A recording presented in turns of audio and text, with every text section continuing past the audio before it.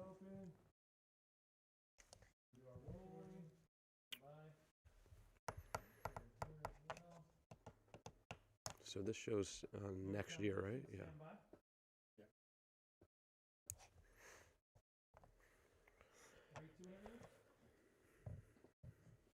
And welcome to You Have Real Estate with me, attorney Justin Clark. Whether you're a first-time home buyer, seasoned investor, or even looking to sell your home, this next 30 minutes is designed just for you. Think of it like hitting multiple open houses, all from your living room, with my attorney advice throughout the way. Any questions whatsoever, call the phone number on the screen, 407-205-0400. If you want to start that house hunt this weekend, Dallas Lehman, with You Have Mortgages standing by at that same phone number to get you pre-qualified right now. Excellent show today on this Saturday evening. You will not want to miss a thing. But first, it's the opening statement. The opening statement today is brought to you by my good friend Stephen Bader with IQ Power Solar. As you know, I went solar last year. I saved money with the IRS, and I saved $500 a month on my electricity bill. Stephen, how did you do it? Can you believe a new year's here? It's 2021, but everyone is asking me, Justin, what's going to happen in 2021 with that real estate market? Are we going to have a crash? Are we going to have a correction? Or is it still going to be booming like it was last year, even during a pandemic year? And we're going to answer those questions by asking real questions. Every Saturday here on You Have Real Estate, we ask real questions to the truly trend-setting people in Central Florida's real estate community. Today on the show, repeat visitor Ray Lopez with Keller Williams. Ray, how are you, sir? Fantastic. Great to be here. And Rob Keeler from the commercial side is here as well. Rob, thanks for coming back. How are you, buddy? Absolutely good. Yourself? I'm great. Ray, let's start with you on the residential side for a minute. I know everyone's asking you the same question. What's going to happen in 2021? What do you think? Well, all the major companies, economists, are all saying that it's going to be a very similar year to what happened after COVID broke. And what that means to us in residential real estate is low inventory, low interest rates, which is driving a super hot market. So December was a little bit of a slowdown, but what we're seeing as a prediction is all of 2021 is going to be very similar to what was happening before December started, with a very, very fast market, Justin. These rates, these interest rates, crazy. We were talking to Dallas before the show. He said he closed someone at 2.2%, I believe. Have you ever seen anything like this? And how are the interest rates driving this market? Well, a lot of things, when you talk about an interest rate that low, Justin, it's a lot of people look at, I can actually use this house today as a primary at a 2.2% interest rate. And in 2 years, if I buy another house, I can rent this because my payment is so low. So we're seeing a lot of people that are becoming mom and pop investors because of the interest rate, and or they're lowering their payments so much that they can have a different lifestyle. Yeah, no question about it. So let's say that my house is worth $300,000 right now. When you and I do the show together a year from today, what do you think it's worth? Well, they're talking about it being a very similar increase in value. With right now, it's a seller's market because our inventory in Orlando is down 42% to normal. Nationwide, we're down 40% as a nation. Okay. With that being the case, anytime you have a seller's market, you have increases in value. This year alone, if you look at where we are at in November versus where we're at in November of 2019, we're actually up 12% median price year over year. So I don't know if it's going to be that good, but ultimately, if it's going to be 7 or 8, if the national average is 4% and we get 7 or 8, we're sitting pretty good. So to answer your question, at 300, it's going to be worth a lot more. You think so? Oh, yeah. Good deal. Great time to buy. And again, even if you're having to overpay for a house right now, when you're getting an interest rate at 2.2 or 2.3%, it's okay to overpay a little bit because you're going to be locked in at that rate forever, meaning your payment is going to be so low. So I'm even okay, Ray. People are saying, well, the market's so hot, horrible time to buy. But if you're getting a rate that low, Correct. Even if you're paying a little bit more, it's not that big of a deal. Yeah, because when you say overpay, the market will dictate what a house is worth, right? That's kind of what happens. And what's dictating right now, to your point, are payments. Most people can afford X amount of payment. Well, right now, you can afford a pretty nice house because of interest rates being low. In talking to Dallas before the show, we all know that the Fed is committed to keeping rates low for the next year. The problem is when they say low, when I bought my first house back a million years ago, Justin, my rate was 8.25. Okay. I remember when they got to 6. I remember when they got to under 4. Yeah. Right now, the median, the average rate is, I think, 2.7, which is very, very low. But 2 short years ago, Justin, the interest rate was 5%. That's right. 5%, When which people is were still jumping low. up and down That's at 5%. right. That's It was a right. party. So buy now. That's why. When it comes to television advertising, let's say, we're sitting at a TV station right now. They say church and state. The sales versus the on-air people are kind of considered church and state. In real estate, residential versus commercial is church and state in some ways as well, Rob. Right. Very different. Most successful agents that I know don't do both. Most people either focus on commercial or residential, maybe dabble here and there, but you focus on commercial only. And 2021, I think, is probably a different story in the commercial world. And I say that because I go to my law firm every day. It's in a big office complex in Maitland. I go to the radio show every day, big office complex in Maitland, a different one.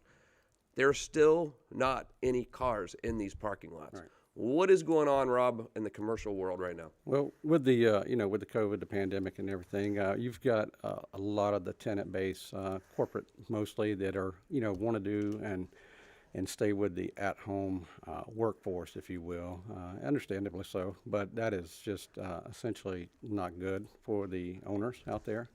For those businesses that it looks vacant and it feels vacant.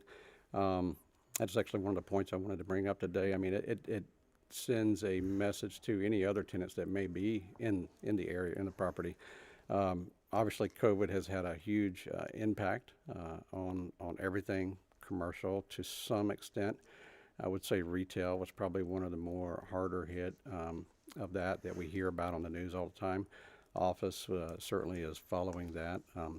And I think most importantly, what 2021 is going to reveal is a repurposing, us thinking outside of the box of where things were and how they've been for so long, and how to repurpose some of this real estate to continue to make use of it and continue to keep the occupancies up. Are people going to go back to work? I believe so. I believe there's still a large workforce in place already. Those folks that are out of work, restaurants that are shut down or what have you, it's unfortunate, but there's still a need for that. I believe it's going to be a little bit slower to come back around. Obviously, the interest rates it helps to bring that about, but at the end of the day, I mean, you've got entrepreneurs out there that's looking to come into the market as a result of some of the needs that exist still, and you've got folks that just couldn't hang on through some of this year where there just was no customer base. I was at a restaurant yesterday. I was talking to the owner of the restaurant, and it's a big place. He said his rent is $20,000 a month, and he just said he called the landlord, a big company, and said, "Look, we can't pay 20 grand right now," and they went down to 10 for a few months.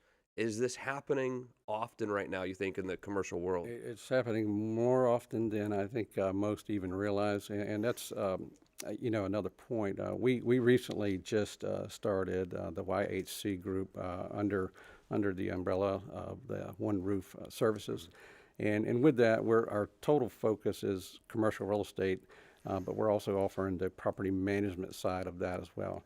And for the commercial side, what that means, Justin, is you've got several owners out there that you can't be everything to all people. You can't be your own attorney, your own marketing person, your own bookkeeper, and with that, you've got to have professionals in place that can help you sort through this, especially when it comes to some of these commercial leases.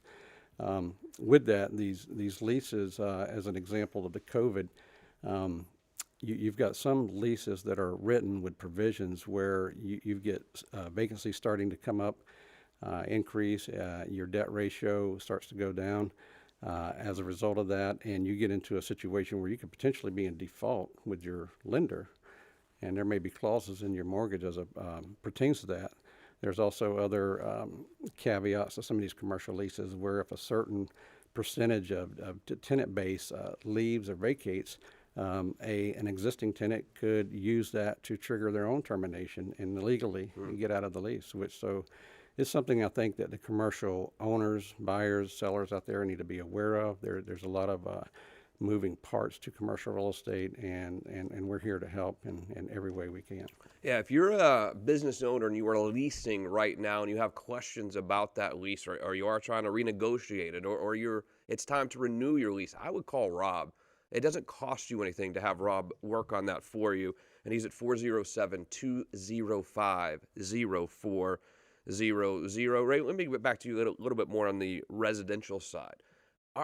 Are there still deals out there at all? Can I find a deal right now? Well, the deal is getting the house. Yeah. So people call all the time because they hear how hot Florida is, right? And they call down and they say, "Hey, I'm an investor. I want a deal." And what we have to do as a real estate agent is kind of figure out what their interpretation of deal is. If their interpretation of deal is, "I want to buy an investment house and cash flow it," the answer to that is yes, because of the low interest rates. If they want to offer 70 cents on the dollar, there are no deals. Yeah. Because things are not staying on the market because of the low inventory. So the deal is truly with the interest rate partner being able to have a rental that actually makes sense. I know you have a couple properties to show us here today. And I mean, I don't know if these are deals, so to speak, but certainly beautiful homes you have to show us. Let's start here at Grouse Avenue. Where is this, Ray? It's actually right as it's underneath. If you go down Narcoossee Road and you cross over into St. Cloud, it's right underneath the Medical City, which makes it very appealing. Yeah. So it's a 2-year-old home. It's got granite. It's got some really, really nice features inside. All tile, fully fenced backyard. But ultimately what you're looking at here is you're looking at something that would be a perfect rental.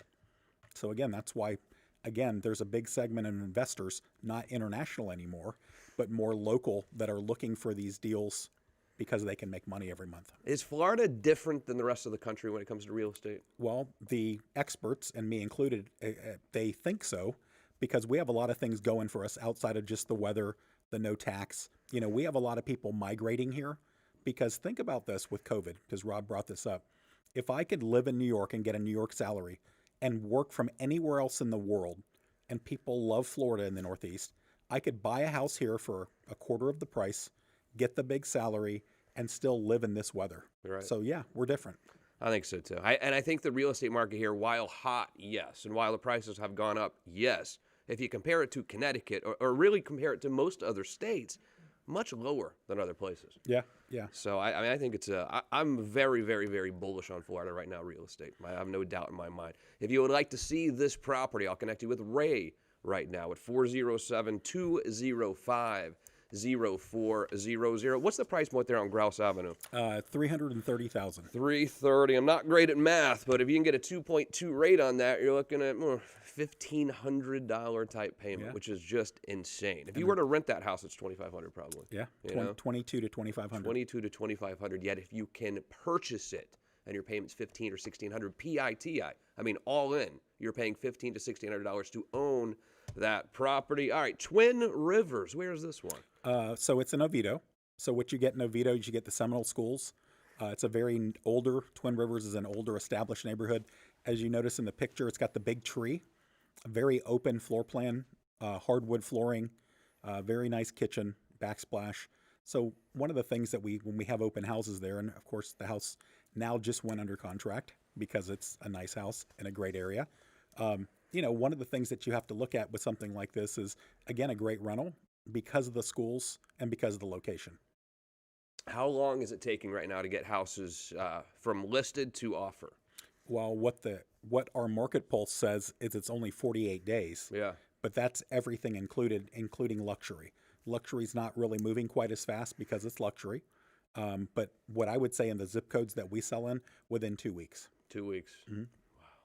What a great time to sell. It is. Think about it too. I mean, if you're really looking to upsize or downsize, it's a really good time because you're going to get maximum value for your house. All the while, when you buy the other home, whether you're going bigger or smaller, you're going to get a great rate as well. What was the price point on this one again? I'm sorry, Ray. This one, Justin, is $340,000. 340. How many square feet is that? This particular property is right at 2,200. Nice. Beautiful. If you'd like to see that property, Ray Lopez will hook you up. 407-205-0400. Let me get back to you, Rob, for a second on the commercial side of things. We're talking about, when stuff goes on MLS residential-wise, they're selling like that. Right. On the purchase side with commercial, what's going on there? The activity is actually still there, contrary to the slowdown with a lot of, again, retail and some other sectors in the commercial. The investors are very active. The elections have caused a lot of the guys to sideline some of their money and the liquidity out of the markets and looking toward the commercial real estate, especially with the rates down where they're at. You've just got a lot of things still moving out here, still taking place, and the activity has been very good. Do you see the prices for commercial going up or down in 2021? What do you think? I believe the prices will, as far as cap rates are concerned for investment purposes, I believe those are going to hold pretty steady. They've only taken a slight hit, and in certain markets they haven't even taken a hit at all. Our market is one of the better ones, and we still have a very stable cap rate as far as investment sales go. Does commercial follow residential? And by that, I mean, I remember in 2008 when the residential market was totally wiped out, right? You know, you and I know all about the short sale days. The commercial market seemed to trail maybe 6 months to a year after that for it to come down. Is that typical? How does commercial normally follow residential? I would say typically a time frame would be somewhere between 12 and 18 months trailing the residential ups and downs. And is that always the case, or sometimes they do total opposite things? I would say that's pretty consistent. Okay. There may be some hiccups through time that you can point to, but it's all cyclical. It comes back around. But maybe this time might be a little bit different where, hey, we're in a pandemic, which has affected businesses, of course, yet the residential market's crazy good. Do you see the commercial market staying crazy good following residential, or is this maybe a little bit different because of this pandemic? I believe it's going to be, in a sense, well, let me back up. It's crazy good now, so typically with the way things have happened across this country, any other time in history, we probably would have seen a huge dip or drop in the commercial. That hasn't happened this time. So I believe it's going to at least continue to be stabilized and potentially go a little better than the way things are going. As long as we can keep the mortgage rates down and things in check there, we should still have open territory. We keep bragging about these interest rates on the residential side, 2.2, 2.5, which it's free money, essentially. At this point, it is free money. What do interest rates look like commercial? Commercial rates are typically, I believe, going to be anywhere between 200, 250 basis points higher than residential. And of course, you got all these vehicles for lending, whether it be SBA or what have you, and it just ranges. I would say on an average, and Dallas can certainly help you out with that in our office. On an average, I would say that you're probably going to be somewhere in a mid to low 4, just across the board, not pertaining to any particular product type. Now, I'm the host, so obviously I understand basis points. So obviously, right? But Tyson, who's doing the clock behind the scenes here, he wanted me to ask you to help explain basis points. Because I know, but Tyson wants to know. So an example would be if you're at 2.5 on a residential, 200 basis points would put you at about 4.5. Explain that. Explain this basis point 100 basis points is essentially 1 point on the interest. So I wish we could just call it 1% or something. yeah. You know? Terminology. Okay. Like, but these basis points, you know, they've always thrown me off a little bit. I think it's just to complicate, make us sound smarter. Maybe that's what it is. Oh, man. All right, let's do this. Let's take a quick break. And when we come back, it is time for your part of the program. It's time for the Real Estate Roundtable. Stick around. You have Real Estate rolls on.